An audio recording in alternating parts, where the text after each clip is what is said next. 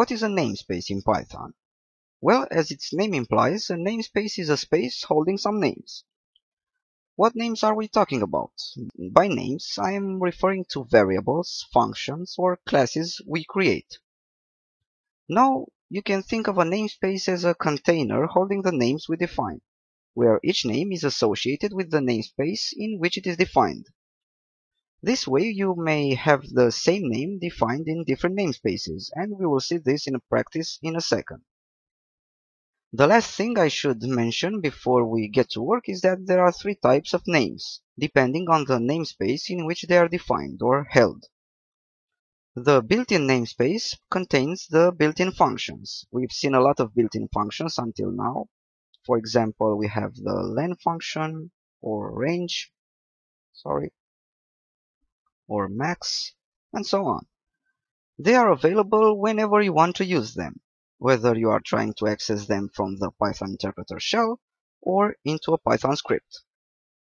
The global namespace contains all the variables or functions you define or import directly into your program, whereas the local namespace refers to the names you use only inside a particular function, for example. Let's better see this by creating a Python file and playing around with some variables. Let's create new file.py. Okay. By the way, you should open another terminal shell. I think this will make your life a lot easier because we are going to edit the file in the first terminal and then run the file in the second. Now, let's get into the file. New file. I for insert. And let's use a name from the built-in namespace, just to prove that it is already available to you. So, print range of 10. Let's save it. And now let's run the file. Okay. So the file was successfully executed. And let's see the file. Notice that we didn't need to define the range function prior to using it because it is a built-in function and it belongs to the built-in namespace. Now let's get back into the file and try to use a non-built-in name. Okay, I for insert, let's delete the range of 10 and let's say print myvar and save the file. Now let's run it.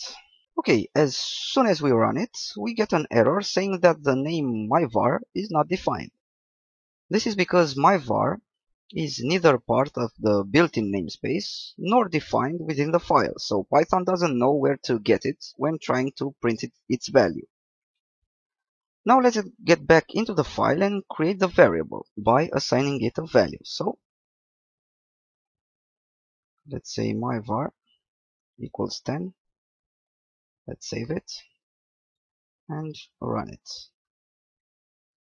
This time the file is successfully executed because myvar was defined.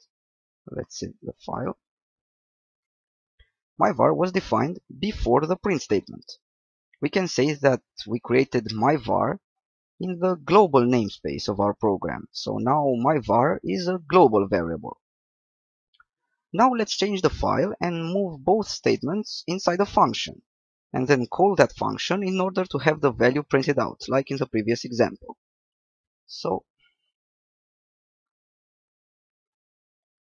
let's define def myvarfunc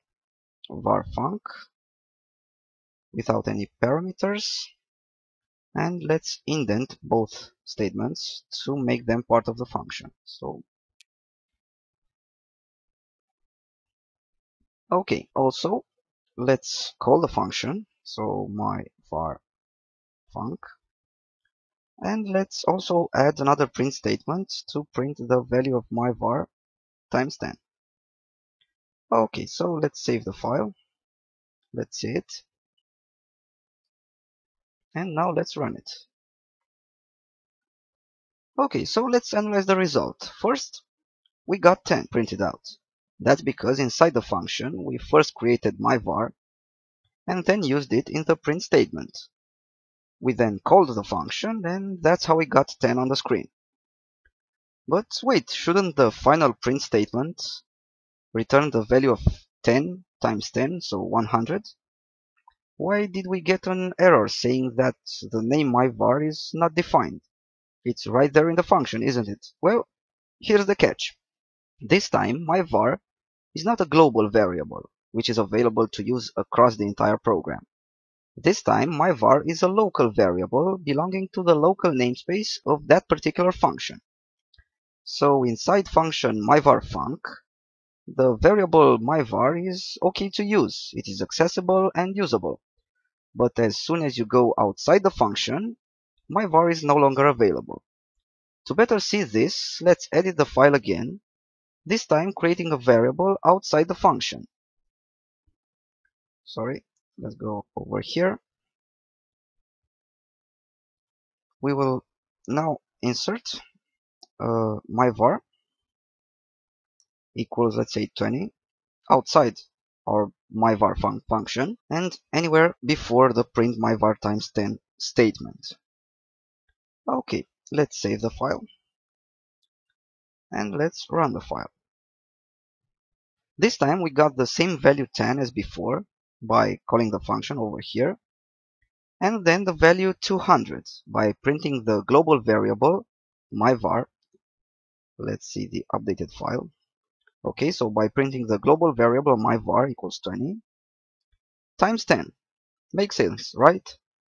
This example clearly separates the concepts of global namespace and local namespace. Now continuing with the same example, let's delete the final print statement first. So let's go ahead and delete this.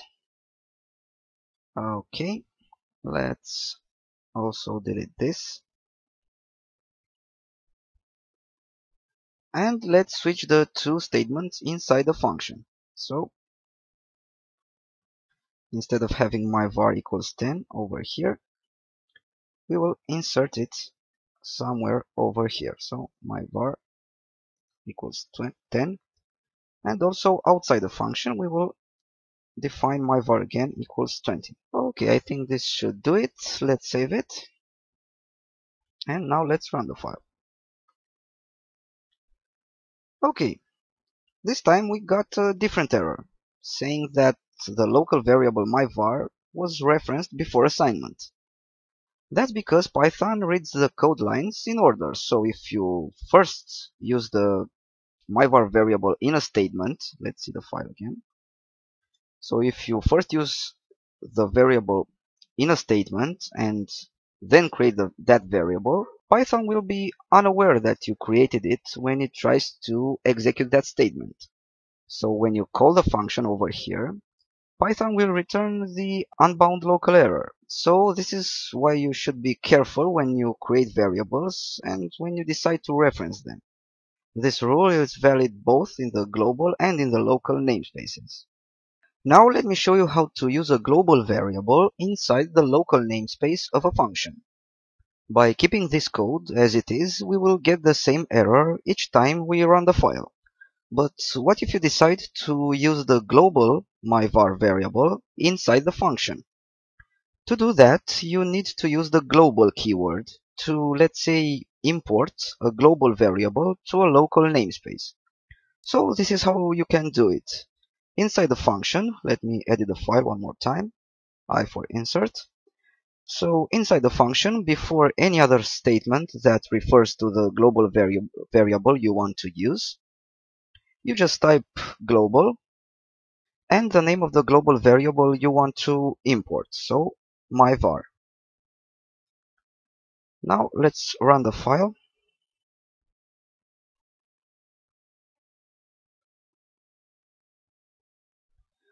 Okay, you can see that now we have the global variable. Let's see the file one more time. We have the global variable used in the print statement inside the function, inside print myvar. Okay, the last thing I'll show you here is how can you use the return statements in our case. First, remember that return is used to exit a function and return something when the function is called.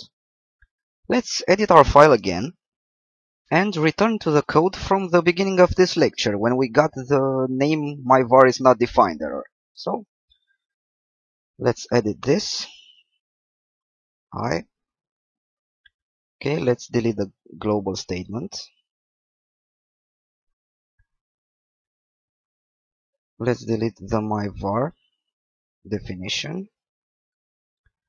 Okay, and we had here print myvar times 10. Okay, so I think this was the code. No, one more thing. We had myvar defined before the print statement. So let's modify this too. So myvar equals 10. Okay, I think this should do it. Now let's add a return myvar statement at the end of the function and then run the file. So return my underscore var. Let's save the file and now let's run it. Notice that we still get the 10 returned by the function call over here. Let's see the file. Okay, so we still got the 10 from myvar_func over here, but we are unable to use the myvar variable further into the program in order to have that variable available outside the function. Now you can make use of the return statement we defined and store the value returned by the function in a new variable outside the function. Then you can use the new variable in the final print statement. Let me show you what I mean. So let's get into the file and assign my new var equals myvar_func. Okay, and also replace my var with my new var. Okay, let's save it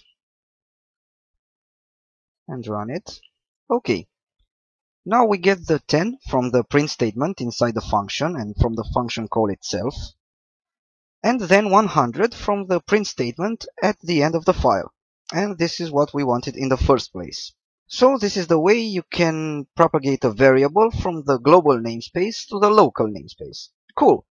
Now it's time to learn about modules and ways of importing them.